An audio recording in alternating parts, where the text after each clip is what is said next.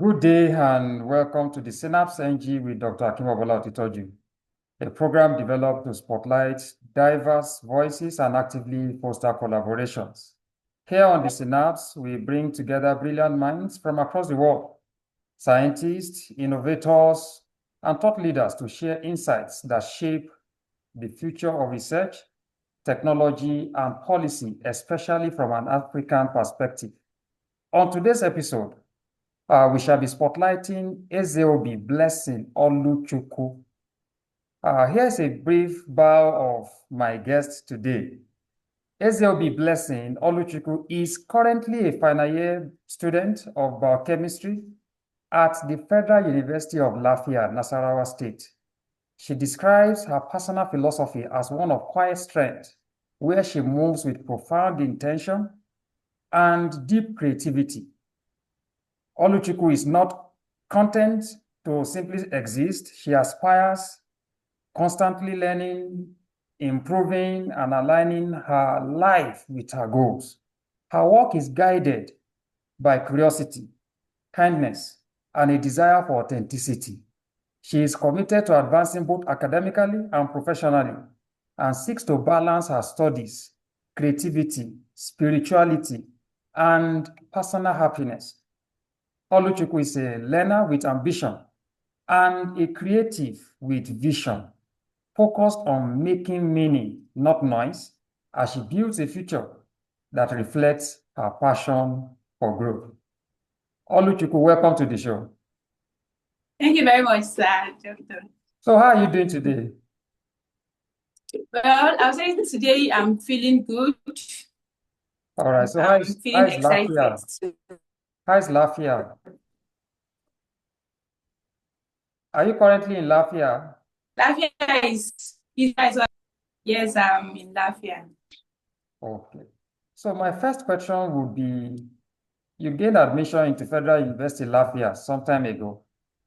And I just want to know, how did you feel when you first got the opportunities to study biochemistry of all courses at that university? It wasn't an easy one, but what I can say for sure is that there was a very high excitement, not even just about the course, the fact of having to be among those selected, like admitted that very year. I think it came with a lot of excitement, gratefulness, thanksgiving, because it wasn't an easy one. And then again, I would say, even though biochemistry was never the first choice, but the excitement was there. It was. Okay, well, I'm glad that you mentioned the fact that biochemistry wasn't even the first choice. I think it's usually the same for many of us who actually study biochemistry. You know, we wanted to study a certain course, and then biochemistry came, and we embraced it. So now you had your SciWest at the National Biotechnology Research and Development Agency. Why NABDA? Why? Why did you come there? Highly recommended, because as you know, I am in Lafayette and actually Iberia, but the previous sets who had done their SciWest there, because like I said, I'm very asked questions. It came with a lot of recommendation, like going there, and you know that what you're going there to do, you're not just going there to waste your time. Like, they are very intentional about what they do, and I think that caught my attention, and I knew, like, I was, no matter what it takes, I just had that decision and got accepted. I just felt like everything is actually. That's good. So it was based on recommendation. And when you came in, you were deployed to medical biotechnology department. So were there exciting or challenging tasks that you handled during your industrial attachment? Yes, of course, there are. There were challenges. It wasn't easy. I handled a lot of tasks, I would say.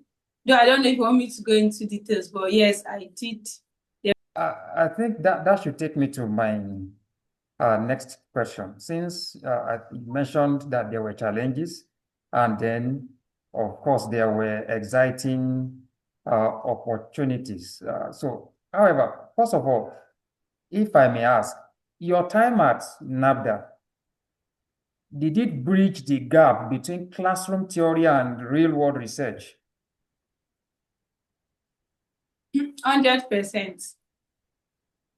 Okay, would you like to give me an example of some of the things you were taught in school and then you probably experienced it firsthand at the institute?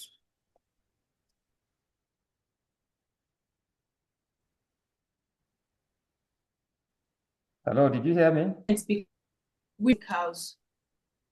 Yes, I can hear you, sir. Okay. Okay. I said it actually did bridge the gap between theoretical classes and practical classes, because what we did there was just implementation of things that we've been hearing.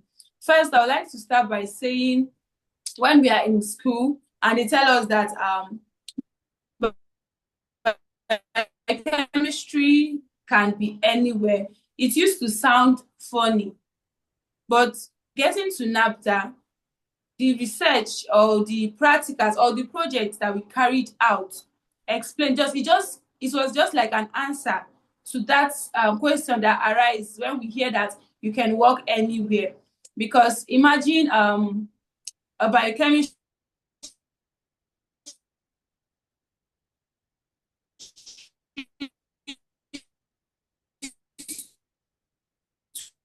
students to the digital was actually because we did things like the bioinformatics, which is a very broad project that actually touches different aspects of not just biochemistry, microbiology. Like, it was a very first-hand experience on practicals, not just the normal laboratory wet lab practicals, but having to use computational tools to carry out practicals. I think that is where the world is heading into right now. So it was actually a very fun one, and that is why I'm giving it 100% that we are actually on the right track. And National Biotechnology Research Development Agency did a very good job on that, sir. Okay, so I was actually going to ask you what specific skill that you acquired at NABDA, but obviously from your response to my previous question, it's obvious that you acquired skills in bioinformatics. So I'm not so sure. Were you one of the team leaders during your time? Did you lead a team? Yes, I led a team because we were like a group of 3. So I led one team. Okay, so can you shed more light on what exactly your team, what you did?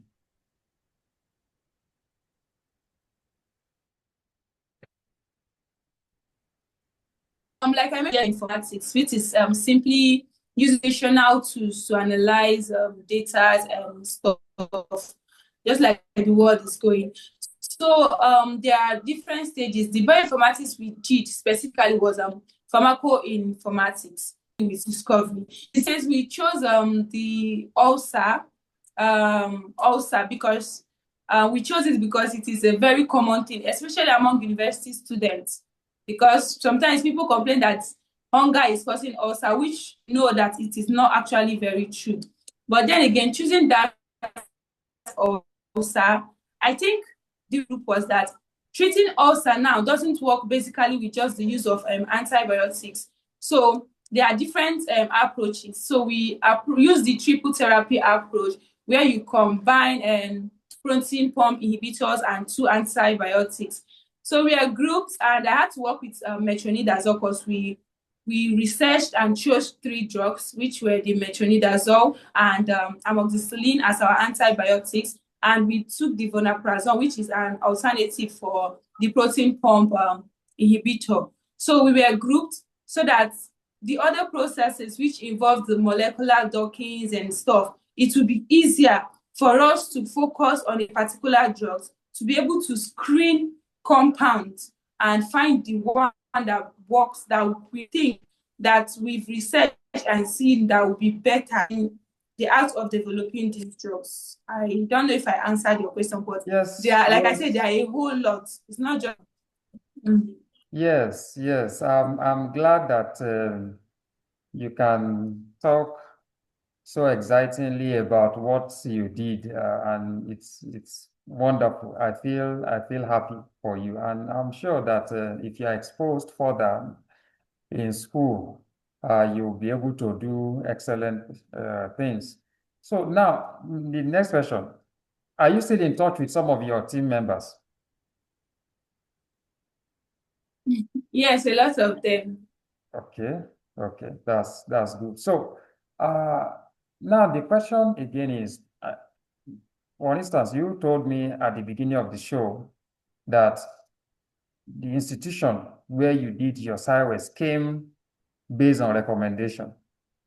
So, which I believe you also will be Yes, sir. recommending your junior students to also come probably to National Biotechnology Development Agency for their SciWest. Now, the question is, what role can institutions like NAFDA play in mentoring or supporting students beyond their student industrial work experience scheme? Okay. I think it will come like a form of recommendation. Let me give an instance. Those of us that were privileged to work on this project, I think the people that took us on this project already know that if these people are involved further, they are ready to commit and they will do well. I don't think there's anything wrong with when institutions like this have a real project they want to carry on. I don't think it will be bad or sad to involve these people that them themselves has personally trained on what this research is all about, so that it will not be as if you just have the experience, but why can't they join you to implement this, especially in new researches? I don't know if you are getting what I'm saying, but we did ulcer. I think these approaches is not just for the ulcer. You can use them for any kind of drug discovery, because now microorganisms are growing resistant to drugs. So drug discovery is a consistent thing that is happening. So institutions like the National Biotechnology Development Agency are the ones channeling most of these researches and development. They should please involve these students. It's not like we've gone and we are gone. We did it because we needed the experience. Now that we've had experience, involve them in when projects like this come. That is just what I'm going to recommend. Okay, my next question, it's about your future research. Okay, so if given the chance, what kind of collaborative project or innovation would you love to pursue in the future? Probably beginning from your, what's it called, your final year project. Okay, personally, because of what I've recently been interested in, I would wholly want to involve myself in a project that has something to do with bioinformatics, because our world, our community now, most people that plenty of on the lab experiences, but when it comes to in silico, the dry lab, the use of computational tools, there are limited persons in that lab. So for the sake of that, and for the fact that it catches my attention, being someone that loves tech, I would love to involve myself in a project that has to Okay. Okay, so my last question for you will be about advice for other students who are about to embark on their own sideways. I know that sometimes one is torn between two choices, two extreme choices, either to go for experience or to go for the money. All right. So if you would advise your fellow students concerning their choice of students industrial work experience scheme, what would you tell them?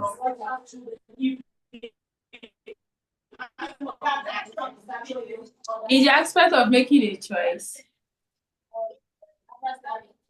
Hello, sir. Yes, please. I said, can you ask that question again? Because it's I didn't capture it very well. Okay, so I'm asking, what advice would you give to other students about making the most of their SciWest or research experiences? Would you advise them to go for experience, go and get research experience, or would you advise them to go and to a place where they can get some money? Because I know you were not paid at NAFDA.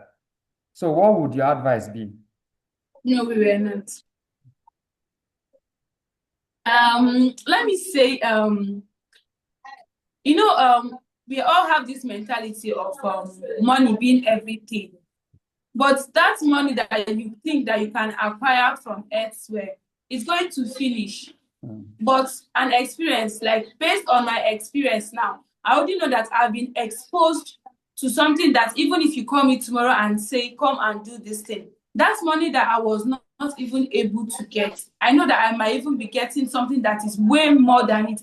So I'm going to advise anyone that experience is better for our level currently. We shouldn't, students who are going for SciWest shouldn't even be interested in going to get money at the moment. Gather the experience, as much experiences that you get, because that experience is going to be worth more than any money that you are going to be paid at that moment. So I think that I know, I'm not even thinking, I know, and I'm emphasizing, and I'm advising any students who is about to go for a SciWest experience should not focus on organization that just gives money, unless those organizations are going to give you experience that comes attached with that money. But other than that, you should consider places that will give you high experiences. That's just my humble advice. Wow, thank you so much. It's been such a great time having Oluchukwu on the show today. All along, I thought you were schooling somewhere in the East. I didn't know that you were right here in Lafayette.